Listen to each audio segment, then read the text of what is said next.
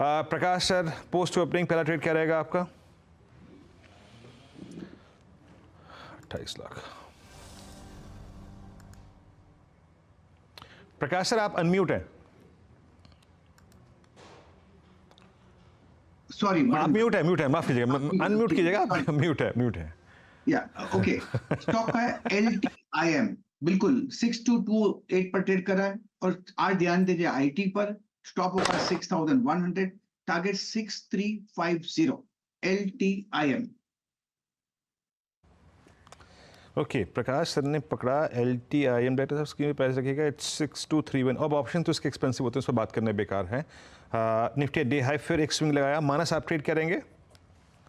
देखिए, बिरला सॉफ्ट में खरीदारी करनी है। आई थिंक एक फ्लैग पैटर्न का ब्रेकआउट है, क्योंकि 3 दिनों के कंसोलिडेशन के बाद आज हमें बिरला सॉफ्ट में ब्रेकआउट देखने को मिल रहा है। तो 718 रुपए के स्टॉप लॉस से खरीदारी करेंगे। 750 रुपए तक के टारगेट्स पॉसिबल है बिरला सॉफ्ट में। ऑप्शन में 730 वाला कॉल ऑप्शन जो 20 रुपए पे ट्रेड हो रहा है, वहां पर खरीदारी की जा सकती है। 17 रुपए के स्टॉप लॉस से इस ऑप्शन में आप खरीदारी कर सकते हैं और आई थिंक 30 रुपए तक के टारगेट इस ऑप्शन में आपको देखने को मिल सकते हैं। ओके, ये आपका जो ट्रेड था बड़ा अच्छा रहा मानस। ये इंडिया सीमेंट्स 271.50 डे हाई पर गेनर्स में शामिल है। यहाँ पे इसकी कोई कॉल बाय करनी है और एक फ्लैग स्क्रीन पर है 272 के ऊपर। क्या प्राइस टारगेट होंगे आपके? तो देखिए, मैं उम्मीद कर रहा हूं कि इस बार 275 को ब्रेक करके शायद 282 285 की तरफ स्टॉक जाने की कोशिश करेगा। तो ऑप्शन में एट द बहुत कम दिन बचे हैं, तो 270 वाला call option, at the money call option में ही ध्यान दिया जा सकता है।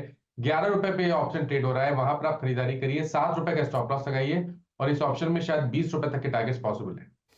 ओके, तो इंडिया सीमेंट रनअवे मूव्स की शुरुआत हो चुकी है और 270 के कॉल के साथ ही आप रहे, 20 का टारगेट रहेगा। बहेती जी बताइए आपका ट्रेड। जी, टाटा केमिकल में खरीदारी की सलाह रहेगी। फैक्ट जिस हिसाब से केमिकल सेक्टर में पूरा बाइंग इंटरेस्ट देखने मिल रहा है, दीपक नाइट्राइट हमने परसों डिस्कस किया था और वापस आज एक बहुत बड़ा मूव दीपक नाइट्राइट में देखने मिल रहा है। लग रहा है कि कैचअप टाटा केमिकल में भी यहाँ से देखने मिल सकता है। तो 1030 का एक स्टॉप लॉस लगाकर इसमें खरीदारी की सलाह है। जो स्टॉप लॉस जो टारगेट इसके है 1065 के टारगेट के लिए इसमें पोजीशन बनाई जा सकती है। टाटा केमिकल्स और by the way Deepak nitrite भी इस समय वायदे के टॉप गेनर्स में शामिल है। लगभग 3% ऊपर है आज उस खबर पर कि इनको सप्लाई मिलेगी पेट्रोनेट LPG की तरफ से। 3.5% ऊपर वो स्टॉक का। प्रशांत सावंत, गुड मॉर्निंग, आपका ट्रेड? जी Harsha ji, good morning. AU bank based on the opening काफी स्ट्रांग लग रहा है, तो करीबन 745 745 पे ट्रेड कर रहा है। स्टॉप लॉस रखेंगे 730 730 और यहाँ से टारगेट रखेंगे 765 से लेके 770। ओके, आशीष शत्रुमोता जी को स्क्रीन पे NTPC तो आप ही ने कॉल दी थी। आई मीन स्टॉक को हमने करीब 200 पे आपके चैनल पे स्ट्रांगली रिकमेंड करना शुरू किया और लास्ट अभी मुझे याद है लास्ट हफ्ते हमने करीब 280 पे था, तब भी हमने बात की थी कि NTPC लीडर रहेगा। तो मेरा ये मानना है कि 30 गीगावाट की कैपेसिटी ये कंपनी क्रिएट करने वाली है और रिन्यूएबल सेगमेंट में जिस तरह से एग्रेसिव केपेक्स करने की तैयारी कर रहे हैं, हमें लगता है कि बहुत ही बड़ा बेनिफिशियरी इस जो कैपेसिटी हम बात कर रहे हैं 170 गीगावाट करीब 500 गीगावाट की तरफ जा रहा है। 17% का कैपेसिटी एडिशन पूरा रिन्यूएबल में हो रहा है। तो ये NTPC के लिए एक बेहतरीन अपॉर्चुनिटी है और इसकी वजह से मुझे लगता है अभी भी स्टॉक चलता ही रहेगा और 360 370 के टेक्निकल प्रोजेक्शंस हमें लगता है NTPC के अंदर में देखने को मिलेंगे। मैं एक थोड़ा सा साइड थीम इसी के अंदर में बात करूंगा वीरेंद्र। आप देखिए जो PTC इंडिया या NLC इंडिया, नेवली लिग्नाइट जैसी कंपनीज है, ये भी अब इस पूरी थीम के बड़े बेनिफिशियरी रहेंगे। हालांकि थोड़ा मार्केट कैप के हिसाब से ये कंपनीज थोड़ी कम है, बट मुझे लगता है कि अब क्योंकि थीम बहुत ही एक्शन में आ गई है, तो NLC India, PTC India power trading corporation जैसे कि below around one time price to book पे ट्रेड कर रहा है। वहीं PFC REC में एक जबरदस्त री रेटिंग हुई है और NLC इंडिया एक बहुत ही बड़ा केपेक्स कर रहा है और यहाँ पर पे ये इनकी भी जो कैपेसिटी है वो बड़ी होने वाली है। तो मुझे लगता है कि इस तरह की कंपनीज में भी एक अच्छे रुझान आपको देखने को नजर आ सकते हैं। NLC इंडिया ये एक बाय साइड का ट्रेड। सचिन बताइए इस समय क्विक सिंगल में क्या पिक किया? हर्षद, यहाँ पर क्विक सिग्नल में मुझे लग रहा है HDFC बैंक में एक ब्रेकआउट होने की तैयारी हो रही है। पिछले 7 दिनों का एक क्लस्टर रेजिस्टेंस था अराउंड 1660 के आसपास का, वो इसने ऑलमोस्ट पार कर दिया है। एंड जिस तरीके से डेटा अभी नजर आ रहा है, मुझे लग रहा है 1690 के पहले कोई मेजर हर्डल नहीं है। तो आई थिंक यहाँ पर मोमेंटम पिकअप होना चाहिए एचडीएफसी बैंक के फ्यूचर्स में। स्टॉप लॉस आप यहाँ से लगभग अराउंड 1660 पे ही लगाए, जो ब्रेकआउट लेवल है उसी के आसपास का स्विंग लो बना है। तो 1660 के स्टॉप लॉस के साथ खरीदारी करने की सलाह होगी 1680 1690 के टारगेट्स के लिए। 1680 1690 के टारगेट्स के लिए ये एचडीएफसी बैंक में एक ट्रेड बन रहा है, वहां पर अच्छा खासा मोमेंटम। अच्छा, एस्ट्रल आपकी स्क्रीन पर लेकर आते हैं क्योंकि ओआई एडिशन हो रहा है, नेशनल लेवल से प्राइस एक्शन अब शुरू हो चुका है। ध्यान रहे यहाँ पर बुक लॉन्च हो चुकी है, promoters likely to sell 2% stake था, लेकिन वो सौदा हुआ है सुबह में करीब 850 करोड़ के आसपास का 1919 के लेवल्स पर। कंस्ट्रिंग ये पहले काफी शांत था। आशीष जी बताइए, अब चतुर्मुता साहब मोमेंटम पिक करेगा या नहीं, आपका व्यू क्या है एस्ट्रल पर?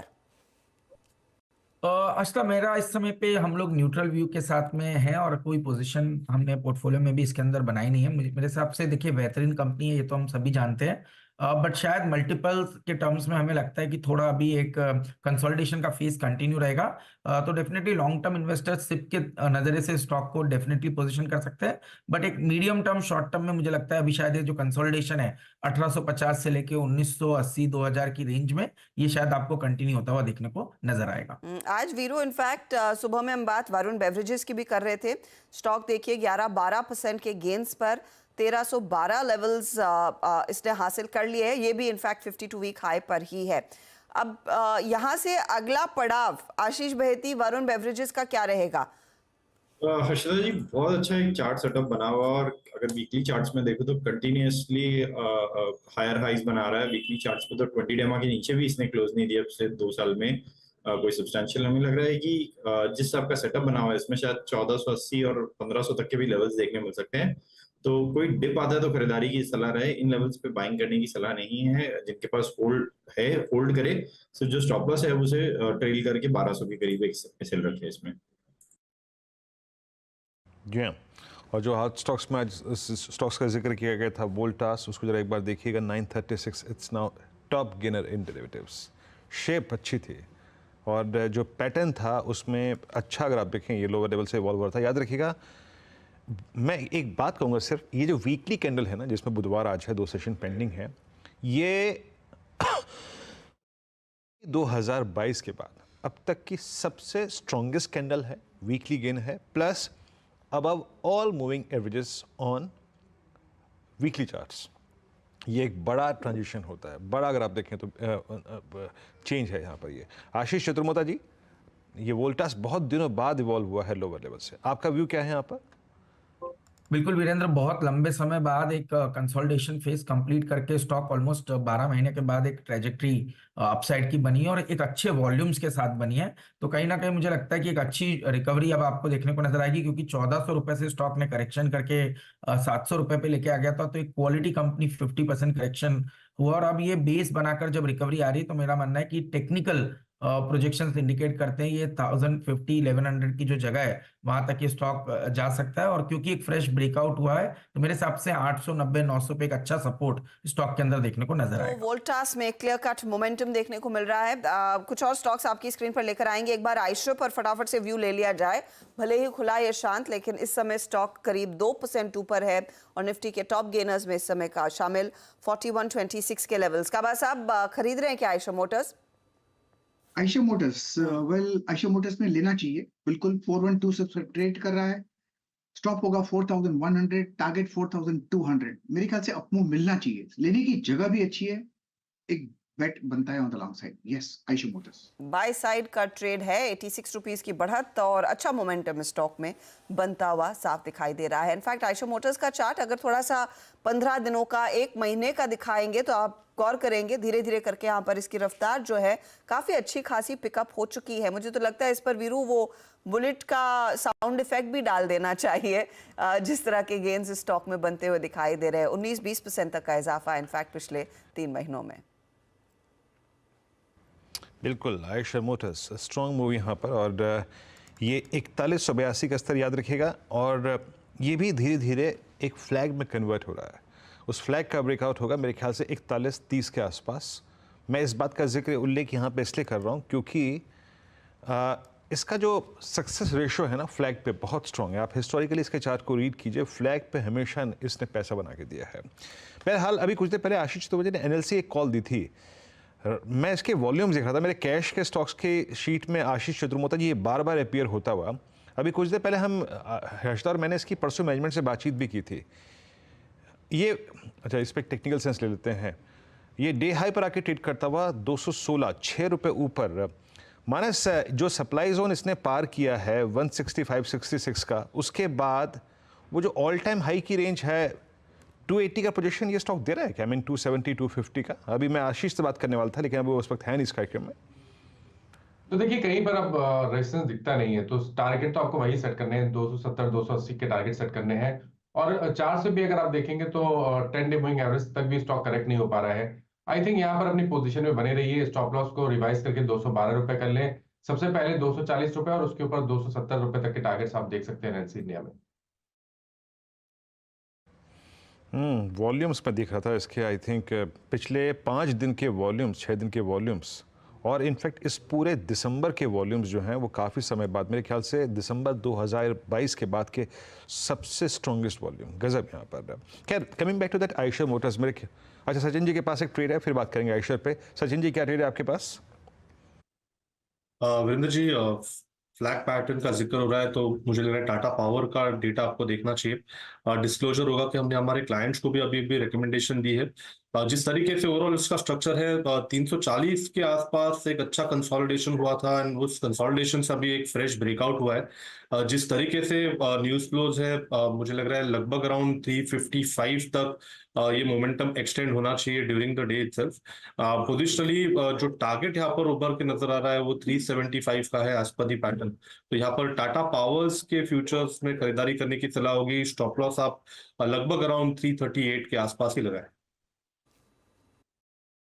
तो ये फिलहाल आपके लिए अपॉर्चुनिटीज क्लियरली। इस समय हमारे साथ संजीव होता भी जुड़ गए। होता जी स्वागत है आपका। इनफैक्ट मैं हमारी गेस्ट रिलेशंस टीम को बोल रही थी आपको 2 बजे के शो में भी लाया करे, बहुत समय हो गया आपसे बात किए हुए।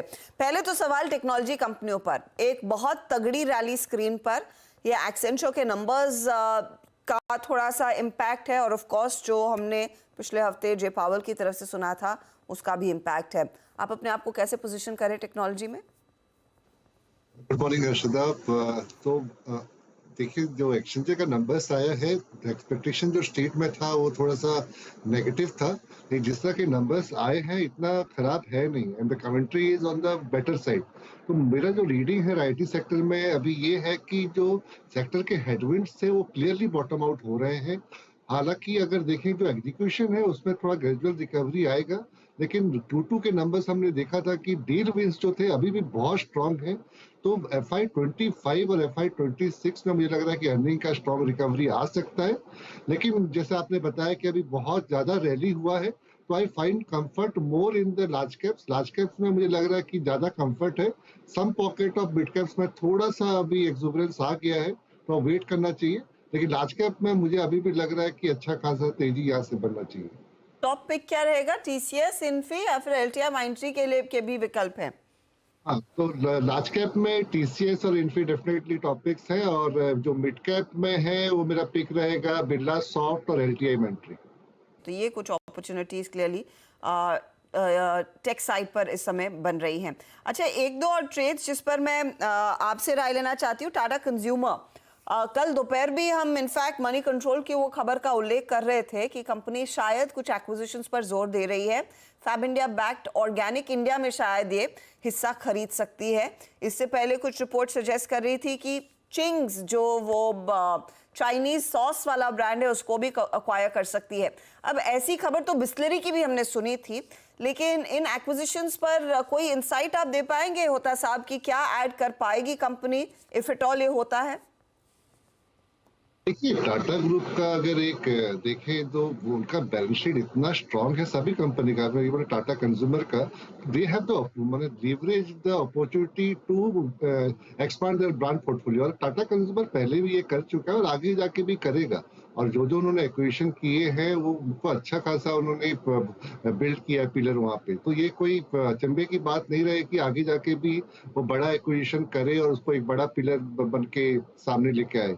तो मुझे नहीं लग रहा कि अभी उस पर डिस्कस करना चाहिए, क्योंकि अभी कॉन्टोर आउट नहीं है, लेकिन definitely it is on the card. उन्होंने इनऑर्गेनिक ग्रोथ एक स्ट्रेटेजी है टाटा कंज्यूमर की, और आगे जाके देखने को मिल सकता है ये।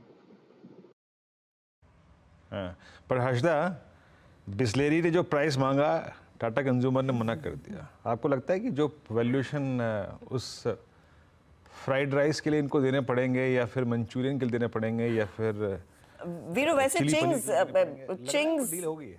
I really don't know Veeru, but Ching's एक बहुत बहुत बड़ा ब्रांड है और प्रोमोटर्स वहां पर कुछ अपना हिस्सा बेचना चाहते हैं। तो देखते हैं अगर स्केल के लिए टाटा कंज्यूमर की तरफ से वो पैसे मिल जाए तो उस कंपनी के लिए बेहतर है। Valuation is anybody's guess at this point in time. Brand तो है बड़ा। बता दें कि मनी कंट्रोल पर दिए गए विचार एक्सपर्ट्स के अपने निजी विचार होते हैं। वेबसाइट या मैनेजमेंट इसके लिए उत्तरदायी नहीं है। यूजर्स को मनी कंट्रोल की सलाह है कि कोई भी निवेश निर्णय लेने से पहले सर्टिफाइड एक्सपर्ट की सलाह लें।